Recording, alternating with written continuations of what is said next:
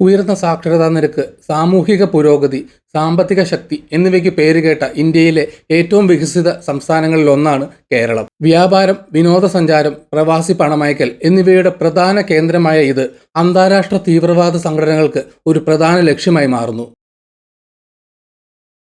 നീണ്ട തീരപ്രദേശവും ഒന്നിലധികം അന്താരാഷ്ട്ര വിമാനത്താവളങ്ങളും ആഗോള വ്യാപാര പാതകളുമായി ബന്ധിപ്പിക്കുന്ന നിരവധി തുറമുഖങ്ങളും സംസ്ഥാനത്തുണ്ട്. ഗൾഫിൽ ധാരാളം കേരളീയർ ജോലി ചെയ്യുന്നതിനാൽ സംസ്ഥാനത്തിന് മിഡിൽ ഈസ്റ്റുമായി ശക്തമായ സാമ്പത്തിക ബന്ധമുണ്ട്. ഈ ഘടകങ്ങൾ തീവ്രവാദികൾക്ക് ചൂഷണം ചെയ്യാൻ കഴിയുന്ന ദുർബലതകൾ സൃഷ്ടിക്കുന്നു. കേരളം ഒരു അന്താരാഷ്ട്ര ഭീകരാക്രമണത്തെ അഭിമുഖീകരിക്കുകയാണെങ്കിൽ അതിന്റെ അനന്തരഫലങ്ങൾ ക്രമസമാധാനത്തെ മാത്രമല്ല, അതിന്റെ സമ്പദ് വ്യവസ്ഥയെയും രാഷ്ട്രീയത്തെയും സാമൂഹിക ഐക്യത്തെയും സാരമായി ബാധിക്കും. അത്തരമൊരു സാഹചര്യത്തിലെ ആദ്യത്തെ പ്രധാന ആശങ്ക തീവ്രവാദികൾക്ക് സംസ്ഥാനത്തേക്ക് നുഴഞ്ഞു കയറാൻ ഉപയോഗിക്കാവുന്ന പ്രവേശന പോയിന്റുകളായിരിക്കും. കേരളത്തിൽ 4 അന്താരാഷ്ട്ര വിമാനത്താവളങ്ങളുണ്ട്. കൊച്ചി അന്താരാഷ്ട്ര വിമാനത്താവളമാണ് ഏറ്റവും തിരക്കേറിയ വിമാനത്താവളം. ഗൾഫിൽ നിന്ന് മടങ്ങിയെത്തുന്നവരുടെ വലിയ തോതിലുള്ള വരവ് ഇത് കൈകാര്യം ചെയ്യുന്നു. കൂടാതെ പ്രതിദിനം ആയിരക്കണക്കിന് യാത്രക്കാർ എത്തുന്നതിനാൽ ഓരോ വ്യക്തിയെയും നിരീക്ഷിക്കുന്നത് ബുദ്ധിമുട്ടായിരിക്കും. തീവ്രവാദികളായ വ്യക്തികൾ ശ്രദ്ധിക്കപ്പെടാതെ വഴുതിപ്പോകാനുള്ള സാധ്യത എല്ലായ്പ്പോഴുമുണ്ട്. പ്രധാന സർക്കാർ ഓഫീസുകൾ, നയതന്ത്ര ദൗത്യങ്ങൾ, സൈനിക സ്ഥാപനങ്ങൾ എന്നിവയ്ക്ക് അടുത്തായതിനാൽ തിരുവനന്തപുരം അന്താരാഷ്ട്ര വിമാനത്താവളം മറ്റൊരു സാധ്യതയുള്ള ലക്ഷ്യമാണ്. ഈ വിമാനത്താവളങ്ങളിലൂടെ തീവ്രവാദികൾ ആയുധങ്ങളോ സ്ഫോടക വസ്തുക്കളോ കടത്തിക്കൊണ്ടുവന്നാൽ വിനാശകരമായ പ്രത്യാഘാതങ്ങളുള്ള ഒരു ആക്രമണം ആസൂത്രണം ചെയ്യുമായിരിക്കും. തുറമുഖങ്ങൾ മറ്റൊരു പ്രധാന സുരക്ഷാ വെല്ലുവിളി ഉയർത്തുന്നു. വികസിച്ചുകൊണ്ടിരിക്കുന്ന വിഴിഞ്ഞം തുറമുഖം കേരളത്തിന്റെ സമ്പദ് വ്യവസ്ഥയെ ഉത്തേജിപ്പിക്കുമെന്ന് പ്രതീക്ഷിക്കുന്ന $multi-billion പദ്ധതിയാണ്. എന്നാൽ അതിന്റെ തന്ത്രപ്രധാനമായ പ്രാധാന്യം അതിനെ അട്ടിമറിയുടെ പ്രധാന ലക്ഷ്യമാക്കി മാറ്റിയേക്കാം. തുറമുഖത്തിന് നേരെയുള്ള നന്നായി ഏകോപിപ്പിച്ച ആക്രമണം അന്താരാഷ്ട്ര വ്യാപാരത്തെ തടസ്സപ്പെടുത്തുകയും കനത്ത സാമ്പത്തിക നഷ്ടം ഉണ്ടാക്കുകയും ചെയ്യും. വലിയ അളവിൽ ചരക്ക് കൈകാര്യം ചെയ്യുന്നതിനാൽ കൊച്ചി, ബേപ്പൂർ തുറമുഖങ്ങളും ദുർബലമാണ്. സുരക്ഷാ പരിശോധനകൾ ഉണ്ടായിരുന്നിട്ടും ആയുധങ്ങളോ സ്ഫോടക വസ്തുക്കളോ ഉൾപ്പെടെയുള്ള നിരോധിത വസ്തുക്കൾ തെറ്റായ രേഖകൾ പ്രകാരം കടത്താൻ സാധ്യതയുണ്ട്. തീവ്രവാദികൾക്ക് ഈ രീതിയിൽ ആയുധങ്ങൾ കൊണ്ടുവരാൻ കഴിയുമെങ്കിൽ അത് കണ്ടെത്താതെ ആക്രമണം ആസൂത്രണം ചെയ്യുന്നത് അവർക്ക് എളുപ്പമാക്കും. വിമാനത്താവളങ്ങൾക്കും തുറമുഖങ്ങൾക്കും പുറമെ കേരളത്തിന്റെ തീരപ്രദേശം മറ്റൊരു പ്രധാന ദുർബലതയാണ് അവതരിപ്പിക്കുന്നത്. 590 കിലോമീറ്റർ നീളമുള്ള തീരപ്രദേശമുള്ള കേരളത്തിൽ ഓരോ മത്സ്യബന്ധന ബോട്ടിന്റെയും നിരീക്ഷണം നിയമനിർവഹണ ഏജൻസികൾക്ക് ഒരു വെല്ലുവിളിയാണ്. 2008 മുംബൈ ആക്രമണ കാലത്ത് ചെയ്തതുപോലെ തീവ്രവാദികൾക്ക് ചെറിയ ബോട്ടുകൾ ഉപയോഗിച്ച് കേരളത്തിൽ നുഴഞ്ഞു കയറാൻ കഴിയും. വൈപ്പിൻ, മുനമ്പം, നീണ്ടകര തുടങ്ങിയ ഇടങ്ങൾ മത്സ്യത്തൊഴിലാളികൾ വളരെയധികം ഉപയോഗിക്കുന്നു. നന്നായി ഏകോപിപ്പിച്ച രഹസ്യാന്വേഷണ ശൃംഖലയില്ലാതെ അനധികൃത എൻട്രികൾ കണ്ടെത്തുന്നത് ബുദ്ധിമുട്ടാണ്. കോസ്റ്റ് ഗാർഡും മറൈൻ പോലീസും പതിവായി പെട്രോളിംഗ് നടത്തുന്നുണ്ടെങ്കിലും ശ്രദ്ധിക്കപ്പെടാതെ ഒരു ദുർബലമായ സ്ഥലം തിരയുന്ന തീവ്രവാദികൾക്ക് നിരീക്ഷണത്തിലെ വിടവുകൾ പ്രയോജനപ്പെടുത്താം.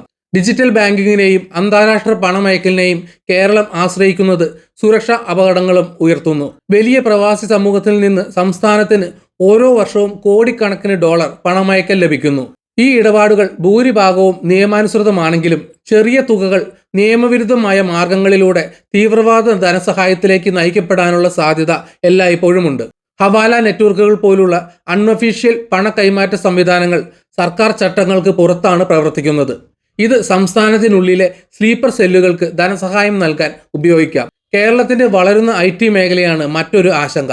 തിരുവനന്തപുരത്തെ ടെക്നോ പാർക്ക്, കൊച്ചിയിലെ ഇൻഫോ പാർക്ക് തുടങ്ങിയ പ്രധാന കേന്ദ്രങ്ങളിൽ നിരവധി ബഹുരാഷ്ട്ര കമ്പനികളും സർക്കാർ ഡാറ്റാ സെന്ററുകളും ഉണ്ട്. ഈ സൗകര്യങ്ങൾക്ക് നേരെയുള്ള സൈബർ ആക്രമണം നിർണായക സേവനങ്ങളെ തടസ്സപ്പെടുത്തുകയോ സെൻസിറ്റീവ് വിവരങ്ങൾ ചോർത്തുകയോ സർക്കാർ പ്രവർത്തനങ്ങളെ തടസ്സപ്പെടുത്തുകയോ ചെയ്യും. അന്താരാഷ്ട്ര തീവ്രവാദികൾ കേരളത്തിൽ ആക്രമണം നടത്തുകയാണെങ്കിൽ ആൾനാശങ്ങൾ പരമാവധി വർദ്ധിപ്പിക്കുന്നതിന് അവർ ഉയർന്ന കാൽനട യാത്രയുള്ള സ്ഥലങ്ങൾ തിരഞ്ഞെടുക്കും. ഏറ്റവും ദുർബലമായ സ്ഥലങ്ങളിൽ ഒന്ന് ഷോപ്പിംഗ് മാളുകളായിരിക്കും. കൊച്ചിയിലെയും തിരുവനന്തപുരത്തെയും ലുലു മാൾ എല്ലാ ദിവസവും ആയിരക്കണക്കിന് സന്ദർശകരെ ആകർഷിക്കുന്നു. ഇത് ബന്ദികളാക്കൽ പ്രതിസന്ധിക്കോ ബോംബാക്രമണത്തിനോ അനുയോജ്യമായ ലക്ഷ്യമായി മാറുന്നു. സാമുദായിക അസ്വസ്ഥത സൃഷ്ടിക്കുന്നതിനായി മതപരമായ സ്ഥലങ്ങളും ലക്ഷ്യമിടാം. തിരക്കേറിയ തീർത്ഥാടന സീസണിൽ ശബരിമല ക്ഷേത്രത്തിന് നേരെയുള്ള ആക്രമണം ബഹുജന പരിഭ്രാന്തി സൃഷ്ടിക്കുകയും തിക്കിലും തിരക്കിലും കലാശിക്കുകയും ചെയ്യും. അതുപോലെ ഗുരുവായൂർ ക്ഷേത്രത്തിലോ ഭീമ പള്ളിയിലോ നടക്കുന്ന ഭീകരാക്രമണം മതപരമായ സംഘർഷങ്ങൾക്ക് ആക്കം കൂട്ടുകയും സമൂഹത്തിൽ ദീർഘകാല വിഭജനം സൃഷ്ടിക്കുകയും ചെയ്യും. പൊതു ഇടങ്ങൾക്കപ്പുറം കേരളത്തിലെ നിർണായകമായ അടിസ്ഥാന സൗകര്യങ്ങളും ലക്ഷ്യമിടാം. കേരള സ്റ്റേറ്റ് ഇലക്ട്രിസിറ്റി ബോർഡിന്റെ പവർ ഗ്രിഡ് പ്രത്യേകിച്ച് മൂലമറ്റം സൗകര്യം സംസ്ഥാനത്തുടനീളം വൈദ്യുതി നൽകുന്നതിന് അത്യാവശ്യമാണ്. തീവ്രവാദികൾ പവർ സ്റ്റേഷനുകളെയോ ട്രാൻസ്മിഷൻ ലൈനുകളെയോ ആക്രമിച്ചാൽ അത് സംസ്ഥാന വ്യാപകമായി ബ്ലാക്ക് ഔട്ടിലേക്ക് നയിക്കുകയും ആശുപത്രികൾ, എമർജൻസി സേവനങ്ങൾ, ആശയവിനിമയ ശൃംഖലകൾ എന്നിവയെ ബാധിക്കുകയും ചെയ്യും. കേരളത്തിലെ ഏറ്റവും വലിയ ജലവൈദ്യുത പദ്ധതികളൊന്നായ ഇടുക്കി അണക്കെട്ടും ലക്ഷ്യമിടാം. അതിന്റെ അടിസ്ഥാന സൗകര്യങ്ങൾക്ക് നേരെയുള്ള ഒരു ചെറിയ ആക്രമണം പോലും വ്യാപകമായ വെള്ളപ്പൊക്കത്തിനും ആയിരക്കണക്കിന് ആളുകളെ മാറ്റിപ്പാർപ്പിക്കുന്നതിനും കാരണമാകും. എറണാകുളം ജംഗ്ഷൻ, തിരുവനന്തപുരം സെൻട്രൽ തുടങ്ങിയ റെയിൽവേ സ്റ്റേഷനുകളിൽ എപ്പോഴും തിരക്കുണ്ട്. 2008 മുംബൈ ട്രെയിൻ സ്ഫോടനത്തിന് സമാനമായ ഒരു ഏകോപിത ബോംബാക്രമണം വൻതോതിലുള്ള നാശനഷ്ടങ്ങൾക്ക് കാരണമാവുകയും സംസ്ഥാനത്തുടനീളമുള്ള ഗതാഗതത്തെ തടസ്സപ്പെടുത്തുകയും ചെയ്യും. അത്തരമൊരു ആക്രമണത്തോടുള്ള പൊതുജന പ്രതികരണം കേരളത്തിലെ വിവിധ പ്രദേശങ്ങളിൽ വ്യത്യസ്തമായിരിക്കും. വലിയ IT മേഖലയുടെ ആസ്ഥാനമായ കൊച്ചിയിൽ പ്രൊഫഷണലുകൾ ഭാവിയിലെ ആക്രമണങ്ങൾ ഭയന്ന് നഗരം വിട്ടു പോയേക്കാം. ഇത് സാമ്പത്തിക അസ്ഥിരതയിലേക്ക് നയിച്ചേക്കാം. വിനോദസഞ്ചാരത്തെയും വ്യാപാരത്തെയും ബാധിക്കുന്നതിനാൽ ബിസിനസ് സമൂഹവും ബാധിക്കും. രാഷ്ട്രീയ പ്രവർത്തനം ശക്തമായ മലബാർ മേഖലയിൽ സർക്കാരിൽ നിന്ന് ഉത്തരവാദിത്തം ആവശ്യപ്പെട്ട് പ്രതിഷേധങ്ങൾ ഉണ്ടാകാൻ സാധ്യതയുണ്ട്. രാഷ്ട്രീയ പ്രക്ഷുബ്ധതയിലേക്ക് നയിക്കുന്ന ഇന്റലിജൻസ് പരാജയങ്ങൾക്ക് ഭരണകക്ഷിയായ സർക്കാരിനെ പ്രതിപക്ഷ പാർട്ടികൾ കുറ്റപ്പെടുത്തിയേക്കാം. സമൂഹ ബന്ധങ്ങൾ കൂടുതലുള്ള മധ്യ കേരളത്തിൽ സംശയാസ്പദമായ പ്രവർത്തനങ്ങൾ നിരീക്ഷിക്കാൻ നൈബർഹുഡ് ഗ്രൂപ്പുകൾ, സ്വയം പ്രതിരോധ യൂണിറ്റുകൾ രൂപീകരിക്കുന്നതിലൂടെ പ്രാദേശിക പ്രതിരോധ സംരംഭങ്ങൾ ഉയർന്നു വന്നേക്കാം. ഈ ഗ്രൂപ്പുകൾ സുരക്ഷിതത്വ ബോധം നൽകുമെങ്കിലും അവ ജാഗ്രതയുടെ അപകടത്തിലേക്കും നയിച്ചേക്കാം. സാഹചര്യം നിയന്ത്രിക്കുന്നതിൽ നിയമപാലകരിൽ നിന്നുള്ള പ്രതികരണം നിർണായകമായിരിക്കും. കുറ്റവാളികളെ കണ്ടെത്താൻ IB തുടങ്ങിയ ദേശീയ രഹസ്യാന്വേഷണ ഏജൻസികളുമായി ചേർന്ന് പ്രവർത്തിക്കുന്ന കേരള തീവ്രവാദ വിരുദ്ധ സ്ക്വാഡ് അന്വേഷണത്തിന്റെ മുൻപന്തിയിൽ ഉണ്ടാകും. എന്നാലും അന്താരാഷ്ട്ര തീവ്രവാദ ഭീഷണികൾ കൈകാര്യം ചെയ്യുന്നതിൽ KATS-ന് പരിമിതമായ പരിചയമുള്ളതിനാൽ അതിന്റെ പ്രതികരണത്തിന്റെ കാര്യക്ഷമത കേന്ദ്ര ഏജൻസികളുമായി എത്ര വേഗത്തിൽ ഏകോപിപ്പിക്കാൻ കഴിയും എന്നതിനെ ആശ്രയിച്ചിരിക്കും. ബ്യൂറോക്രാറ്റിക് കാലതാമസങ്ങളും രാഷ്ട്രീയ സ്വാധീനങ്ങളും തീരുമാനമെടുക്കൽ മന്ദഗതിയിലാക്കുകയും തീവ്രവാദികൾക്ക് രക്ഷപ്പെടാനോ കൂടുതൽ ആക്രമണങ്ങൾ ആസൂത്രണം ചെയ്യാനോ സമയം നൽകുകയും ചെയ്യും. ഭീകരവിരുദ്ധ പ്രവർത്തനങ്ങളിൽ കേരളത്തിന്റെ പ്രത്യേക സേനയും നിർണായക പങ്കുവഹിക്കും. ബന്ദികളെ രക്ഷപ്പെടുത്തുന്നതിനും ഉയർന്ന അപകട സാധ്യതയുള്ള പ്രവർത്തനങ്ങൾക്കുമായി സംസ്ഥാനത്തെ എലൈറ്റ് കമാൻഡോ യൂണിറ്റായ തണ്ടർ ബോൾട്ടിനെ വിന്യസിക്കും. സ്ഥിതിഗതികൾ സംസ്ഥാനത്തിന്റെ കഴിവിനും അപ്പുറത്തേക്ക് നീങ്ങുകയാണെങ്കിൽ പ്രത്യേക ഭീകരവിരുദ്ധ ദൗത്യങ്ങൾക്കായി ദേശീയ സുരക്ഷാ ഗാർഡിനെ കൊണ്ടുവന്നേക്കാം. സ്ലീപ്പർ സെല്ലുകൾ ട്രാക്ക് ചെയ്യുന്നതിലും ഭാവിയിലെ ആക്രമണങ്ങൾ തടയുന്നതിലും സ്പെഷ്യൽ ടാസ്ക് ഫോഴ്സ് ഏർപ്പെടും. കേരള സർക്കാർ സാഹചര്യം കൈകാര്യം ചെയ്യുന്നത് അതിന്റെ നേതൃത്വത്തെക്കുറിച്ചുള്ള പൊതുജനങ്ങളുടെ ധാരണയെ രൂപപ്പെടുത്തും. മുഖ്യമന്ത്രി പിണറായി വിജയന്റെ ഭരണകൂടം കർഫ്യൂ, സെൻസിറ്റീവ് പ്രദേശങ്ങളിൽ സുരക്ഷ വർദ്ധിപ്പിക്കൽ തുടങ്ങിയ അടിയന്തര നടപടികൾ നടപ്പാക്കും. എന്നാൽ പ്രതിപക്ഷ പാർട്ടികൾ സർക്കാരിന്റെ തയ്യാറെടുപ്പുകൾ പരിശോധിക്കുകയും ആക്രമണം തടയുന്നതിൽ പരാജയപ്പെട്ടുവെന്ന് ആരോപിക്കുകയും ചെയ്തേക്കാം. പൊതുജനാഭിപ്രായം രൂപപ്പെടുത്തുന്നതിൽ മാധ്യമങ്ങളുടെ പങ്ക് നിർണായകമായിരിക്കും. വികാരഭരിതമായ റിപ്പോർട്ടിംഗ് പരിഭ്രാന്തി പരത്തും. അതേസമയം ഉത്തരവാദിത്വമുള്ള പത്രപ്രവർത്തനം അധികാരികളിൽ പൊതുജന വിശ്വാസം നിലനിർത്താൻ സഹായിക്കും. കേരളത്തിലെ ഭീകരാക്രമണത്തിന്റെ ദീർഘകാല പ്രത്യാഘാതങ്ങൾ ദൂരവ്യാപകമായിരിക്കും. അതിന്റെ പെട്ടെന്നുള്ള പ്രത്യാഘാതങ്ങളിലൊന്ന് വിനോദസഞ്ചാരത്തിന്റെ തകർച്ചയായിരിക്കും.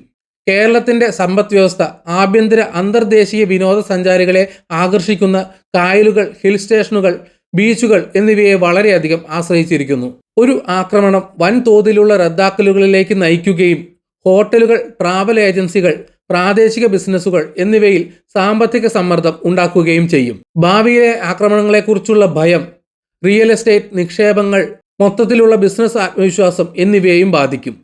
ഗൾഫ് പണമയക്കലിനെ കേരളം വളരെയധികം ആശ്രയിക്കുന്നതിനെയും ഇത് ബാധിച്ചേക്കാം. സുരക്ഷാ ആശങ്കകൾ അന്താരാഷ്ട്ര പണ കൈമാറ്റത്തിൽ വർദ്ധിച്ച പരിശോധനയ്ക്ക് കാരണമാവുകയാണെങ്കിൽ പ്രവാസികൾക്ക് കർശനമായ ബാങ്കിംഗ് നിയന്ത്രണങ്ങൾ നേരിടേണ്ടി വന്നേക്കാം. ഇത് പണമയക്കൽ മന്ദഗതിയിലാക്കുകയും സംസ്ഥാനത്തിന്റെ സമ്പദ് വ്യവസ്ഥയെ പ്രതികൂലമായി ബാധിക്കുകയും ചെയ്യും. സാമൂഹികമായി ഒരു ഭീകരാക്രമണം വർഗീയ വിഭജനത്തെ കൂടുതൽ ആഴത്തിലാക്കും. ചില സമുദായങ്ങളെ അന്യായമായി കുറ്റപ്പെടുത്താനുള്ള സാധ്യതയുണ്ട്. ഇത് സാമൂഹിക അസ്വസ്ഥതയിലേക്ക് നയിക്കുന്നു. ഇതിന് മറുപടിയായി സർക്കാർ കർശനമായ നിരീക്ഷണ നിയമങ്ങൾ അവതരിപ്പിക്കുകയും ഓൺലൈൻ പ്രവർത്തനങ്ങളുടെ നിരീക്ഷണം, ഫോൺ കോളുകൾ, സാമ്പത്തിക ഇടപാടുകൾ എന്നിവ വർദ്ധിപ്പിക്കുകയും ചെയ്തേക്കാം. അത്തരം നടപടികൾ സുരക്ഷ മെച്ചപ്പെടുത്തുമെങ്കിലും അവ സ്വകാര്യതയെയും പൗരസ്വാതന്ത്ര്യത്തെയും കുറിച്ചുള്ള ആശങ്കകളിലേക്കും നയിച്ചേക്കാം.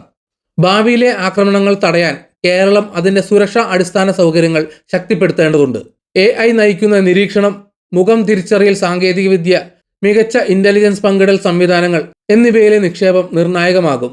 സമുദ്ര പട്രോളിങ്ങിനും ഇന്ത്യൻ നാവികസേനയുമായുള്ള സംയുക്ത അഭ്യാസങ്ങൾക്കുമുള്ള ധനസഹായം വർദ്ധിപ്പിച്ചുകൊണ്ട് തീരദേശ സുരക്ഷ വർദ്ധിപ്പിക്കേണ്ടതുണ്ട്. പ്രത്യേക പരിശീലനത്തിലൂടെയും നൂതന ഉപകരണങ്ങളിലൂടെയും നിയമപാലകരുടെ ഭീകരവിരുദ്ധ കഴിവുകൾ ശക്തിപ്പെടുത്തുന്നതും ആവശ്യമാണ്. അന്താരാഷ്ട്ര ഭീകരതയുടെ കാര്യത്തിൽ കേരളം യഥാർത്ഥ ദുർബലതകൾ നേരിടുന്നു. സംസ്ഥാനത്തിന് ശക്തമായ സ്ഥാപനങ്ങളും പ്രതിരോധശേഷിയുള്ള ജനസംഖ്യയും ഉണ്ടെങ്കിലും അതിൻ്റെ തന്ത്രപരമായ സ്ഥാനം, പണമയക്കലിനെക്കുറിച്ചുള്ള സാമ്പത്തിക ആശ്രിതത്വം, നീണ്ട തീരപ്രദേശം എന്നിവ അതിനെ ഒരു സാധ്യതയുള്ള ലക്ഷ്യമാക്കി മാറ്റുന്നു. തയ്യാറെടുപ്പ്, വേഗത്തിലുള്ള നിയമനിർവഹണ നടപടികൾ, ശക്തമായ രഹസ്യാന്വേഷണ ശൃംഖലകൾ എന്നിവയാണ് സുരക്ഷ ഉറപ്പാക്കുന്നതിനുള്ള താക്കോൽ.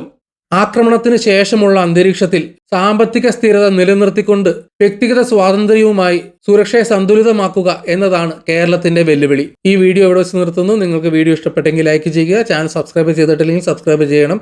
വിലയേറിയ അഭിപ്രായങ്ങൾ കമന്റിൽ രേഖപ്പെടുത്തണം. നോട്ടിഫിക്കേഷൻ ബെൽ ബട്ടൺ അമർത്താൻ മറക്കരുത്. മറ്റൊരു വീഡിയോയുമായി വീണ്ടും കാണാം. ബൈ.